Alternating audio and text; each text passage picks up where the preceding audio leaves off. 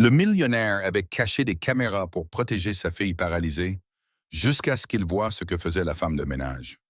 Daniel Marrow était le genre d'homme que les gens regardaient en pensant qu'il avait tout pour lui.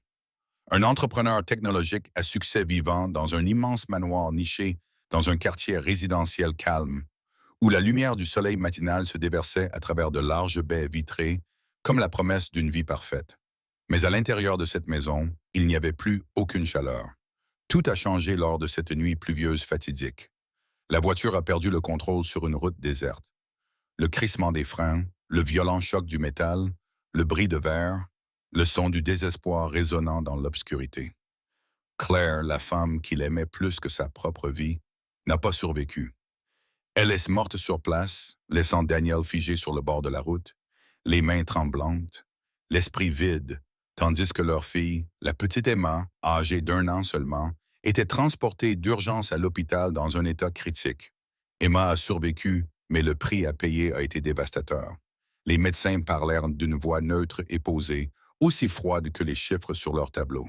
Grave lésion de la moelle épinière, perte totale de mobilité des 2 jambes.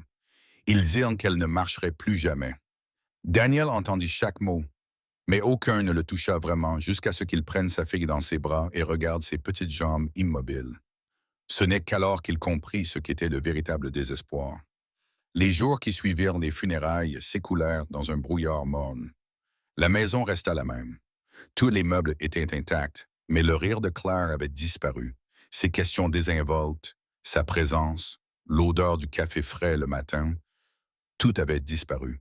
Daniel vivait dans un silence pesant où chaque pièce lui rappelait qu'il avait perdu la chose la plus précieuse de sa vie. Chaque nuit, lorsque la ville s'endormait, Daniel s'allongeait dans son lit et fixait le plafond sombre au-dessus de lui. Il y avait des moments, quelques secondes seulement, où il oubliait qu'elle était partie. Il se tournait vers le côté vide du lit, sur le point d'appeler sa femme par habitude. Puis la réalité le frappait comme un coup de poing dans la poitrine. Claire n'était plus là, et elle ne reviendrait jamais. Daniel se levait dans l'obscurité et marchait lentement vers le berceau à côté du lit. Emma était souvent déjà réveillée, les yeux grands ouverts fixés sur le plafond, silencieuse d'une manière qui lui brisait le cœur. Elle pleurait rarement, non pas parce qu'elle était facile, mais parce qu'elle semblait avoir appris trop tôt que les larmes ne changeaient rien. Il la prit dans ses bras, sentant son petit corps effroyablement léger se reposer contre sa poitrine. Il avait autrefois imaginé apprendre à sa fille à faire du vélo, la regarder courir dans le parc, lui tenir la main lorsqu'ils traversaient ensemble des rues bondées. À présent, toutes ces images n'étaient plus que des visions d'un avenir qui ne se réaliserait jamais. Au cours des semaines qui suivirent, Daniel Marrow commença à affronter une vérité qu'il avait délibérément évitée. Il ne pouvait pas tout faire tout seul. Le travail, les nuits blanches et les exigences liées à la prise en charge d'un enfant ayant des besoins particuliers le poussèrent en bout. La première aide-soignante ne resta que 3 jours. Elle dit qu'elle n'avait pas assez d'expérience pour s'occuper d'un enfant handicapé. Sa voix était pleine d'excuses, ses yeux indéniablement remplis de peur. La deuxième partit au bout d'une semaine, prétextant une urgence familiale soudaine. La troisième n'a même pas dit au revoir, ne laissant derrière elle qu'une petite note sur le comptoir de la cuisine. Chaque fois que quelqu'un partait, Daniel avait l'impression qu'un autre morceau de son cœur était arraché.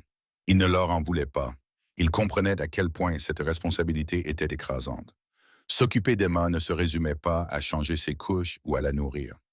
Cela exigeait une patience infinie et le poids écrasant de savoir que chaque petit mouvement, chaque décision mineure pouvait façonner son avenir. Certains matins, Daniel se tenait seul dans la cuisine, fixant la chaise haute d'Emma, le cœur serré à l'idée qu'il allait devoir publier une nouvelle annonce. Il commença à se méfier de tout le monde. Chaque visage inconnu qui franchissait le seuil de sa maison le rendait nerveux. Il ne pouvait s'empêcher de se demander si ces personnes se souciaient vraiment de sa fille ou si elles ne cherchaient qu'un salaire temporaire. La plus grande crainte de Daniel n'était pas l'épuisement. C'était de confier Emma à la mauvaise personne. Elle était trop jeune, trop fragile pour se protéger. Et après avoir perdu Claire, Daniel ne pouvait supporter l'idée de perdre quoi que ce soit ou qui que ce soit d'autre. C'est dans cet état de fatigue, de suspicion et de quasi-désespoir que Daniel continua ses recherches. Non pas parce qu'il croyait trouver la bonne personne, mais parce qu'il n'avait pas d'autre choix. Il avait besoin de quelqu'un, tout comme Emma. Il ne se doutait pas qu'en publiant une nouvelle offre d'emploi, il allait ouvrir un tout nouveau chapitre dans leur vie à tous les deux. Sophie Laurent est arrivée un matin tranquille en semaine, à un moment où Daniel Marot avait presque perdu tout espoir de trouver un nouvel entretien. La sonnette a retenti pile à l'heure. Daniel s'est levé et a ouvert la porte avec la détermination prudente qui lui était familière, se préparant déjà à un nouveau refus. La jeune femme qui se tenait devant lui semblait à peine avoir dépassé la vingtaine. Sophie portait un jean usé et une chemise claire soigneusement repassée, ses cheveux bruns foncés attachés en arrière. Elle ne semblait ni pressée, ni particulièrement nerveuse. Son regard était calme, mais étrangement profond et assuré. « Je suis ici pour le poste », dit Sophie d'une voix douce mais claire. « Ménage et garde d'enfants. » Daniel l'invita à entrer. Il lui expliqua tout honnêtement, sans édulcorer le moindre détail. Emma était paralysée des deux jambes. Elle avait besoin de soins constants, de patience et de quelqu'un qui n'abandonnerait pas facilement. Il avait déjà donné cette explication d'innombrables fois, et à chaque fois, il avait vu la personne en face de lui hésiter à la fin.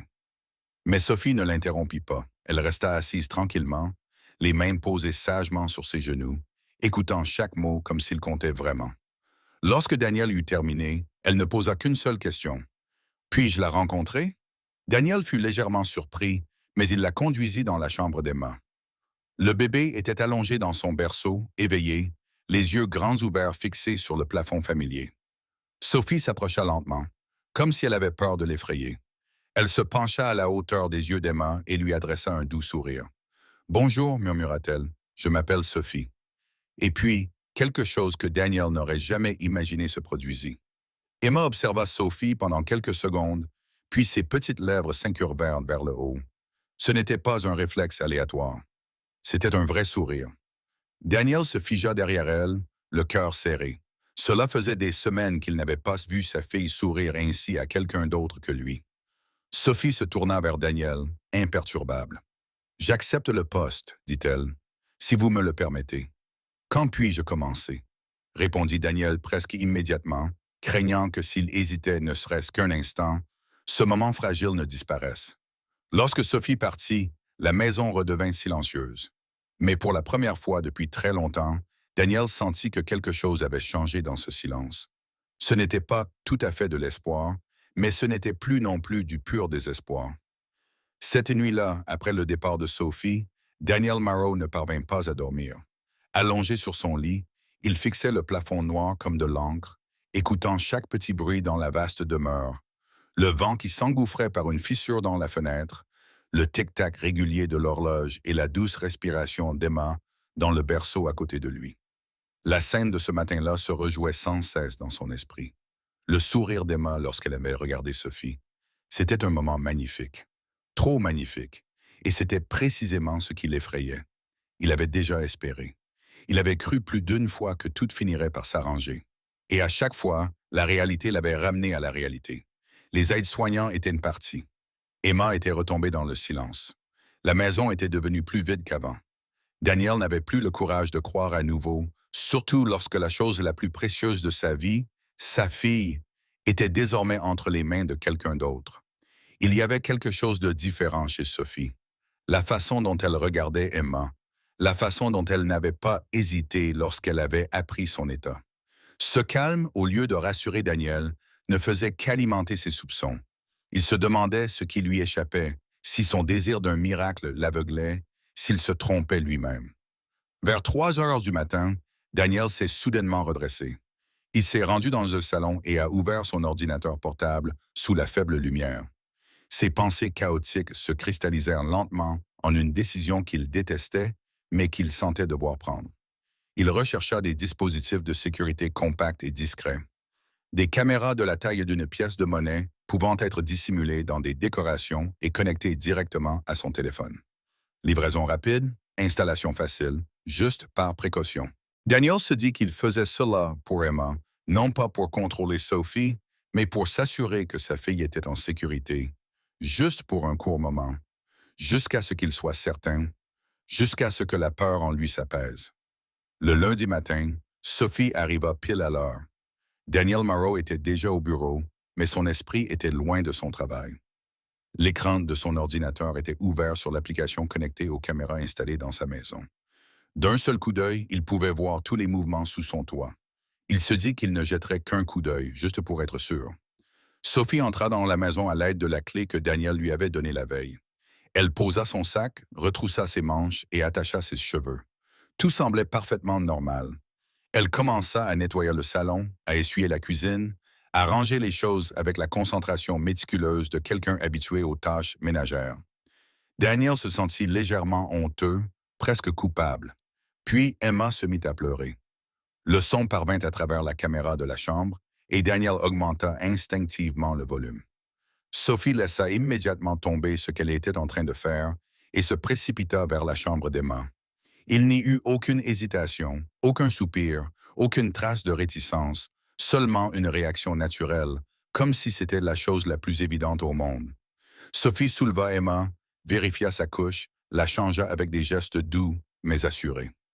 Daniel fixait l'écran, cherchant quelque chose, n'importe quoi qui clochait. Mais il n'y avait rien, juste une jeune femme s'occupant d'un enfant, jusqu'à ce que Sophie ne remette pas Emma dans son berceau.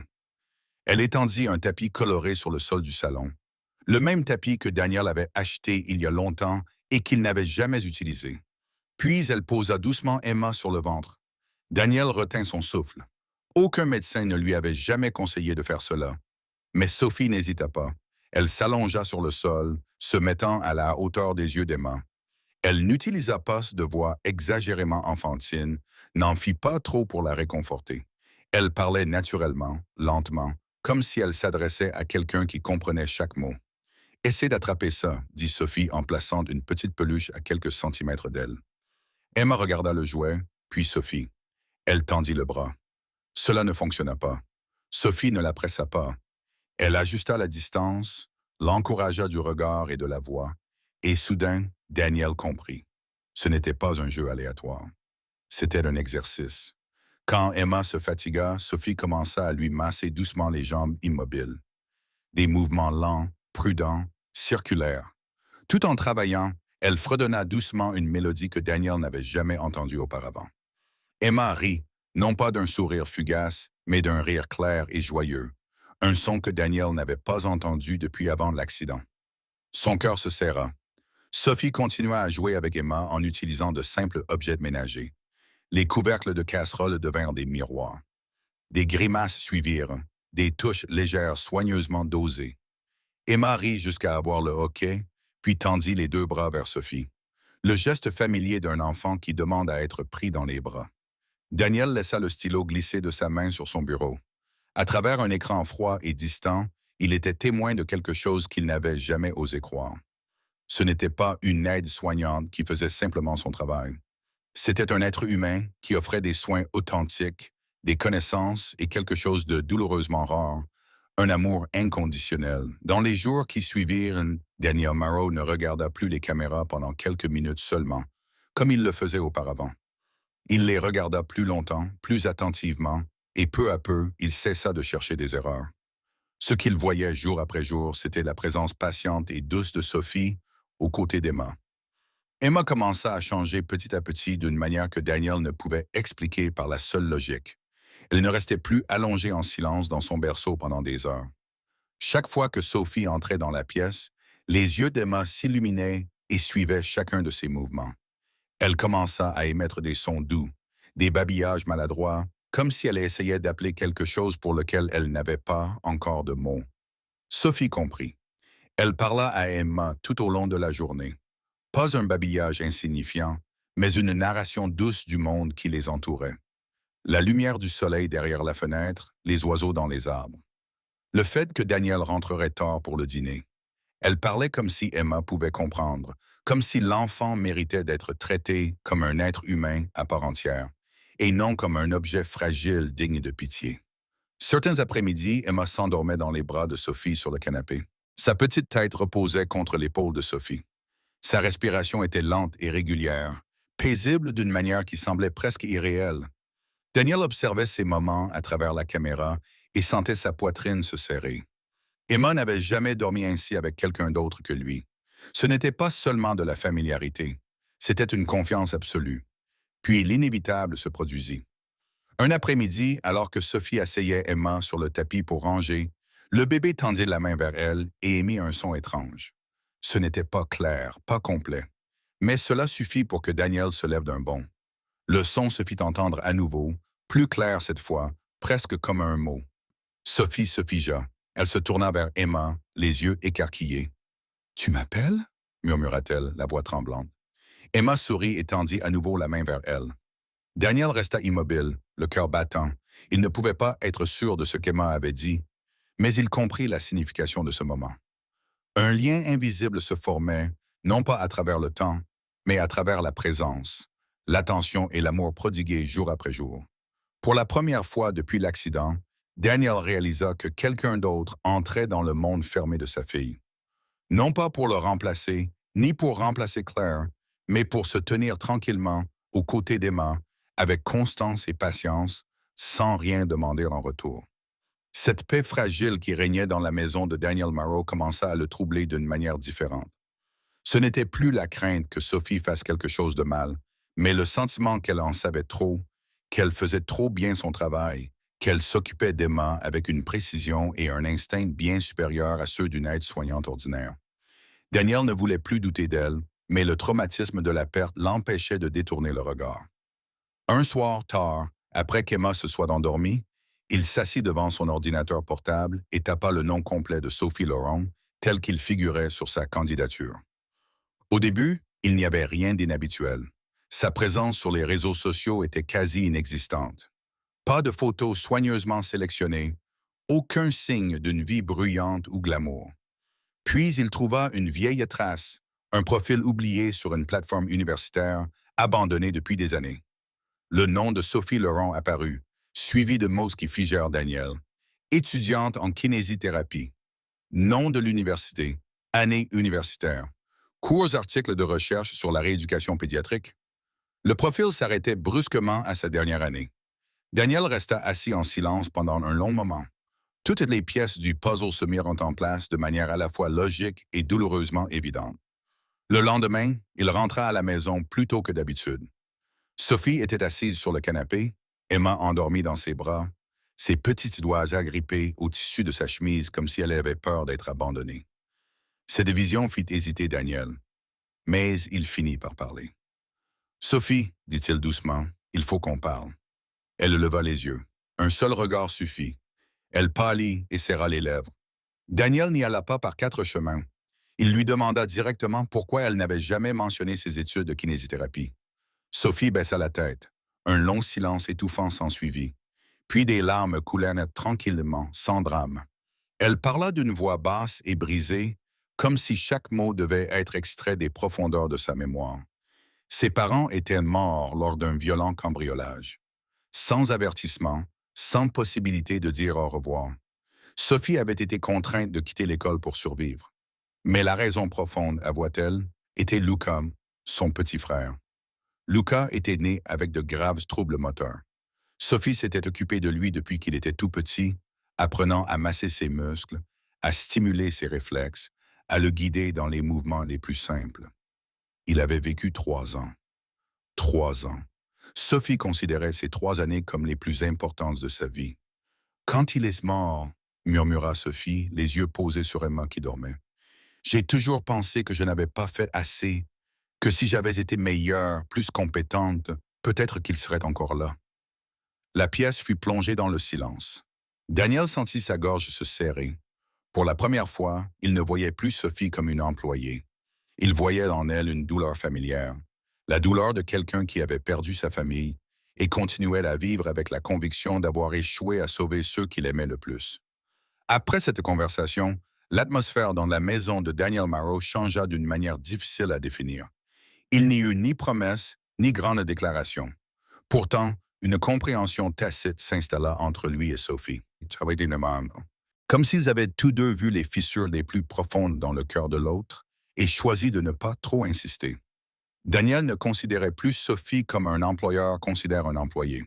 Il commença à remarquer les petites choses, la façon dont elle préparait discrètement une tasse de café supplémentaire et la laissait sur la table chaque matin. La façon dont elle notait soigneusement chaque petite réaction d'Emma tout au long de la journée. La façon dont elle lui demandait toujours s'il avait dîné, même si elle savait que la réponse était généralement non. Sophie changea également. Elle devint plus à l'aise lorsqu'elle parlait avec Daniel, ne maintenant plus la distance rigide qu'elle avait eue à son arrivée. Parfois, pendant les rares moments où Emma faisait sa sieste l'après-midi, ils s'asseyaient aux deux extrémités du canapé et parlaient de choses ordinaires. Daniel parlait des débuts de sa start-up, de Claire, de la culpabilité qu'il ressentait chaque fois qu'il se permettait d'imaginer être à nouveau heureux. Sophie l'écoutait sans le juger, sans se précipiter pour le réconforter. Mais le changement le plus profond venait d'Emma. Dès son réveil, elle cherchait Sophie du regard. Si Sophie n'était pas dans la pièce, Emma poussait des cris pressants, tendant ses petites mains en l'air. Puis, un après-midi, alors que Daniel se tenait près de la porte du salon, il entendit un son indistinct mais indubitable. Mob. Daniel se figea. Sophie l'entendit aussi. Elle s'agenouilla à côté d'Emma, les larmes coulant avant qu'elle ne puisse les retenir. Elle ne la corrigea pas. Elle ne répéta pas le mot. Elle prit simplement l'enfant dans ses bras. Daniel se détourna, la poitrine serrée. Une partie de lui souffrait, non pas de jalousie, mais de la prise de conscience que sa fille avait fait son choix. Ce soir-là, alors que Sophie se préparait à partir, Emma pleura violemment, agrippant la manche de sa chemise de toutes ses forces. Pour la première fois, Daniel prit la parole. Pourriez-vous rester un peu plus longtemps? Sophie acquiesça. À ce moment-là, alors qu'ils étaient tous les trois assis tranquillement dans le salon sous la lumière jaune et chaleureuse, Daniel reconnut une vérité qu'il n'avait jamais osé affronter. Ce qu'il ressentait pour Sophie n'était plus seulement de la gratitude ou de l'admiration. C'était de l'attirance, silencieuse, terrifiante et complètement en dehors de tout plan qu'il avait jamais fait. L'après-midi suivant, la pluie tomba soudainement. Daniel Morrow rentra chez lui plus tôt que d'habitude, non pas parce que le travail avait fini tôt, mais parce qu'un malaise indéfinissable s'était installé dans sa poitrine, comme si quelque chose allait se passer. La maison était étrangement calme. Emma dormait dans sa chambre. Sophie n'était ni dans la cuisine, ni dans le salon. Daniel entendit un sanglot étouffé dans le couloir. Il s'arrêta devant la porte de la salle de bain. Elle était légèrement entr'ouverte. « Sophie » appela-t-il doucement. Pas de réponse. Quand il poussa la porte, la scène qui s'offrit à lui fit bondir le cœur. Sophie était appuyée contre le lavabo, le visage pâle, les mains tremblantes serrant un petit objet noir. Un appareil photo, l'un de ceux qu'il avait installé. Sophie leva les yeux vers lui, sans choc ni tristesse. Ses yeux reflétaient une rage contenue. « Qu'est-ce que tu as fait ?» demanda-t-elle. Sa voix était basse mais tranchante comme une lame. Daniel sentit sa gorge s'enflammer. « Sophie, laisse-moi t'expliquer. »« Expliquer quoi ?» l'interrompit-elle en levant l'appareil photo. « Explique pourquoi tu me surveillais, pourquoi tu m'as laissé tenir ton enfant, m'occuper d'elle, partager mon passé pendant que tu m'observais à travers un écran. » Daniel fit un pas en avant, puis s'arrêta. Il avait l'impression qu'il n'avait plus sa place. « Je voulais juste m'assurer qu'Emma était en sécurité, » dit-il d'une voix brisée. « J'avais peur. Peur de moi. » Sophie eut un petit rire, fragile et brisé. « Ou peur que je ne sois pas digne de ta confiance. » Des larmes coulaient sur son visage. « Sais-tu à quel point je te faisais confiance? Pour la première fois depuis de nombreuses années, je pensais avoir trouvé un endroit où je pouvais rester, une personne qui pouvait croire en moi. » Daniel ouvrit la bouche, mais aucun mot ne sortit. Sophie sortit de la salle de bain et se dirigea vers le salon. Elle regarda autour d'elle, la panique se reflétant dans ses yeux, comme si elle réalisait soudainement que cette maison n'avait jamais été vraiment sûre. Une à une, elle découvrit d'autres caméras soigneusement dissimulées dans des objets familiers. Lorsque Daniel retourna dans la chambre d'Emma, Sophie était déjà là. Emma s'était réveillée à cause du bruit et pleurait. Lorsqu'elle vit Sophie tenant un sac, la panique se répandit sur son visage. Elle tendit la main, des sons brisés s'échappant de sa bouche. « Maman !» Sophie s'effondra à genoux, serrant Emma dans ses bras, les larmes trempant les cheveux de l'enfant. « Je suis désolée, murmura-t-elle. Puis elle se leva et se tourna vers Daniel. « Je l'aime et je t'aimais aussi, mais je ne peux pas rester avec quelqu'un qui ne me fait jamais vraiment confiance. » La porte se referma derrière Sophie dans un léger bruit. Mais pour Daniel Morrow, c'était le bruit de quelque chose qui se brisait complètement. La confiance, l'amour et la seule chance qu'il avait de sauver la petite famille qui venait tout juste de voir le jour. Les 3 jours qui suivirent le départ de Sophie furent les plus longs de la vie de Daniel Marot. Emma changea presque immédiatement. Elle ne souriait plus. Elle ne réagissait plus à ses jouets, ne faisait plus les sons familiers qu'elle avait l'habitude de babiller. Lorsque Daniel la prit dans ses bras, Emma se tortillait faiblement, ses yeux cherchant une présence qui n'était plus là. La nuit, ses pleurs se transformaient en vagues désespérées et rauques. Monsieur. Chaque fois que ce son sortait de ses lèvres, Daniel sentait son cœur se briser. Il la tenait dans ses bras, la berçait, marchait dans la maison en murmurant des mots vides de réconfort. Mais Emma n'avait pas besoin de lui de cette façon. Elle avait besoin de Sophie. Et Daniel le comprenait mieux que quiconque. Il a essayé d'engager quelqu'un d'autre. La nouvelle nounou ne tint que quelques heures. Emma pleura jusqu'à épuisement, tournant son visage vers le mur, refusant tout contact. La deuxième ne parvint même pas à la prendre dans ses bras. Emma hurla, se recroquevillant comme pour se protéger. Daniel n'eut d'autre choix que de les renvoyer. Personne ne pouvait remplacer Sophie. Personne. Le travail de Daniel commença à lui échapper. Il arrivait en retard au bureau, partait tôt, l'esprit vide pendant les réunions. Des contrats importants ont été retardés. Ses partenaires le regardaient avec inquiétude, puis progressivement avec déception. Mais Daniel n'avait plus la force de s'en soucier. Tout ce qui ne concernait pas Emma n'avait plus aucun sens. Le soir, quand Emma finissait par s'endormir en pleurant, Daniel s'asseyait seul dans le salon plongé dans l'obscurité. Il ouvrait son téléphone et regardait de vieilles vidéos. Sophie souriant à Emma. Sophie fredonnant doucement. Sophie attendant patiemment qu'Emma attrape un jouet. Chaque image était comme un coup de poignard. Il comprit une vérité brutale. Sophie n'avait pas détruit cette famille. C'était lui qui l'avait détruite avec sa peur, avec son incapacité à faire confiance à une personne bienveillante. Daniel avait cru que les caméras lui donneraient le contrôle. Mais elles ne faisaient que révéler la vérité qu'il avait trop peur d'affronter. Qu'il ne pouvait pas protéger Emma de tout. Et que certaines choses ne pouvaient être préservées que par la confiance et non par la surveillance. Dans le silence pesant d'une maison qui avait autrefois été pleine d'espoir, Daniel Marot admit enfin ce qu'il avait évité depuis le début. Il n'avait pas seulement perdu Sophie en tant que nounou de sa fille, il avait perdu la femme qu'il aimait. Une semaine après le départ de Sophie, Daniel Marot prit une décision qu'il aurait dû prendre bien plus tôt. Il emmena Emma chez sa mère, la vieille même qui avait vu son fils se détériorer jour après jour en silence. Quand elle lui demanda où était Sophie, Daniel ne répondit pas tout de suite. Il baissa simplement la tête comme un enfant qui sait qu'il a fait une bêtise. Sa mère ne le gronda pas. Elle le serra simplement dans ses bras pendant un long moment, comme si elle comprenait tout sans avoir besoin d'explication. Daniel conduisit sous une pluie légère et régulière. La ville était bondée et bruyante en ce matin, mais à l'intérieur de la voiture, le silence était pesant. Il n'avait qu'une seule piste. L'ancienne adresse de Sophie, la petite chambre qu'elle avait louée et dont elle avait parlé en passant. La chambre était vide. Le propriétaire, un homme d'âge moyen à la voix froide, lui dit que Sophie avait dû partir parce qu'elle ne pouvait plus payer le loyer. Lorsque Daniel lui demanda où elle était partie, l'homme haussa les épaules.